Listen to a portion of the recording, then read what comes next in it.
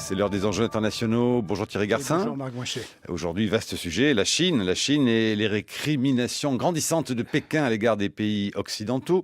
Votre invité, Jacques Gravreau, directeur d'HEC Eurasia. Voilà, alors vous le savez, Marc, depuis 1 an et demi environ, la Chine prend ses aises à l'égard des pays occidentaux pour les critiquer vertement, voire les admonester, insistant sur les responsabilités américaines dans la survenue et le traitement de la crise issue des turpitudes immobilières et financières de 2007, avec notamment en 2007 le scandale des subprimes, les prêts hypothécaires à risque. Depuis quelques mois, il porte presque autant ses coups contre les Européens, bien que la cible soit plus diffuse et plus molle, tout en exhortant Bruxelles à être fort et uni. Avant-hier, de plus, elle a tensé le Japon, quelques heures après l'élection d'un nouveau Premier ministre par le Parlement, M. Noda, ravivant le souvenir des horreurs commises par Tokyo pendant la guerre civile chinoise et les différents frontaliers insulaires ou maritimes. Pour en venir à l'économie mondiale, Pékin a dénoncé vertement le rôle du Congrès, c'était au début du mois d'août, et l'agence de notation chinoise dégradant par la suite la note américaine. Le retour périodique américain à l'augmentation de la masse monétaire, le fameux quantitative easing, assouplissement quantitatif, est aussi sévèrement condamné par Pékin. Le ton est régulièrement acrimonieux, volontiers supérieur. Les Chinois parlent désormais un ton au-dessus pour asséner des arguments qui sont loin d'être faux d'ailleurs. Ce n'est plus de l'émancipation, c'est de l'affirmation vigoureuse et certainement durable.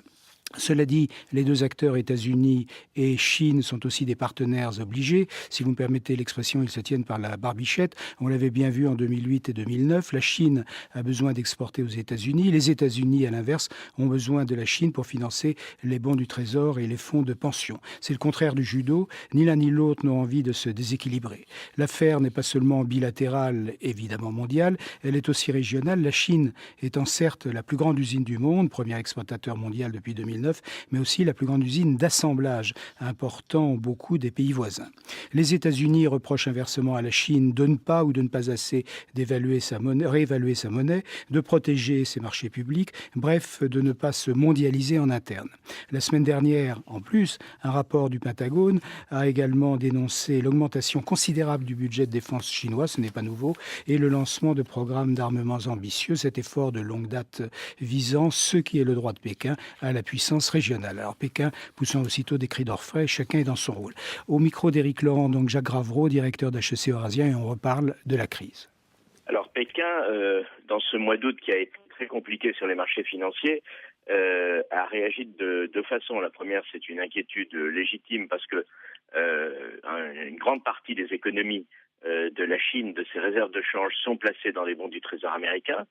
Donc, quand les bons du Trésor américain ont un rendement qui faiblit pour toutes les raisons que l'on sait, la Chine est inquiète.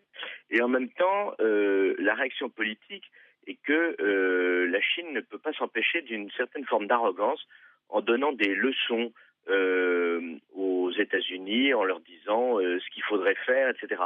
Donc il y a ces deux côtés, une inquiétude légitime dans la crise, parce que la Chine se retrouve collée dans les problèmes de l'Occident, ça c'est le charme de la mondialisation, et en même temps une sorte de superbe consistant à donner des leçons.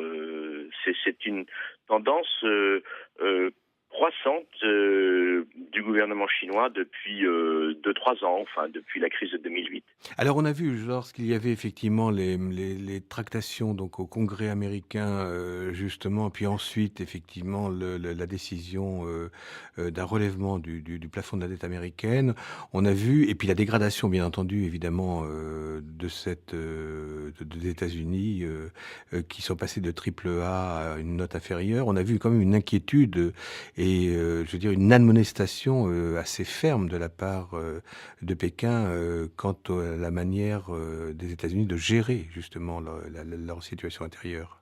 Bon, alors tout ça c'est de la gesticulation parce qu'on sait bien que la dette américaine est importante. Le fait de la dégradation par pour de la note fait que ça renchérit un peu le coût de l'endettement américain, mais ça n'a absolument aucun impact sur la solvabilité de l'Amérique. Enfin, les Chinois savent mieux que quiconque que l'Amérique ne va pas faire faillite. Et le plus sûr placement aujourd'hui, c'est les bons du Trésor américain. Donc, il y a une espèce de de petits jeux schizophrènes dans lesquels on joue à se faire peur. La vraie crainte des Chinois n'est pas celle-là. La vraie crainte des Chinois, c'est que les Américains soient tentés un jour de financer leur reprise par l'inflation.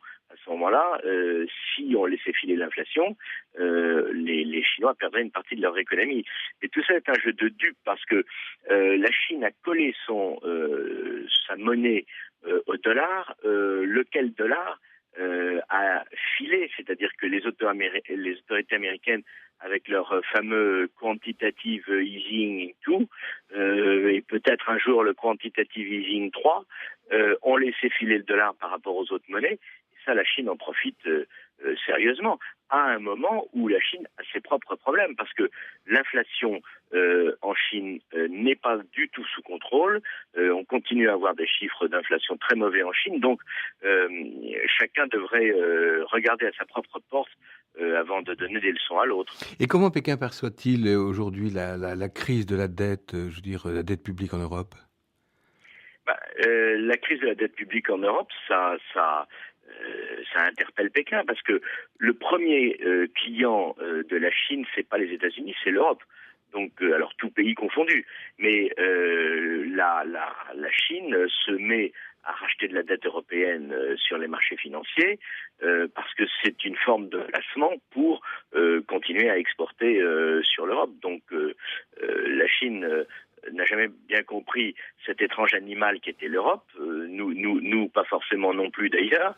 Mais aujourd'hui, on voit bien que la Chine regarde avec inquiétude sur un certain nombre de pays d'Europe, tout en les aidant, puisque il y a des investissements chinois promis à la Grèce de façon massive, le port du Pirée, etc. Donc on voit bien qu'on est tous en train de jouer le tango et qu'on est condamné à danser ensemble. Alors il y a des contre-mesures. Le vice-président américain Biden rentre de Pékin. Le président Sarkozy a fait un très court arrêt à Pékin en route sur la Nouvelle-Calédonie, justement pour rassurer les Chinois sur l'euro. Voilà, donc on est dans une situation compliquée où la Chine continue à être le créancier du monde.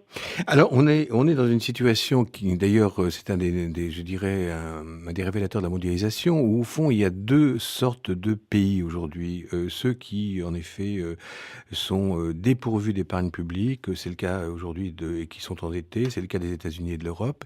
Et sur l'autre versant, et là, on les trouve pour une large part en Asie, au premier rang desquels il y a évidemment la Chine, les pays qui sont pourvus d'une très forte épargne. Oui, alors c'est pas nouveau. Mais ça s'est accentué quand même. Oui. Depuis 25 ans, les États-Unis et l'Europe dépensent plus qu'ils ne gagnent, donc vivent au-dessus de leurs moyens par l'endettement. Et sur le plan macroéconomique, qui finance ces déficits? Eh bien, c'est la Chine et les monarchies pétrolières du Golfe. Donc, au fond, les pays émergents, depuis 10 ans, financent déjà les pays dits développés.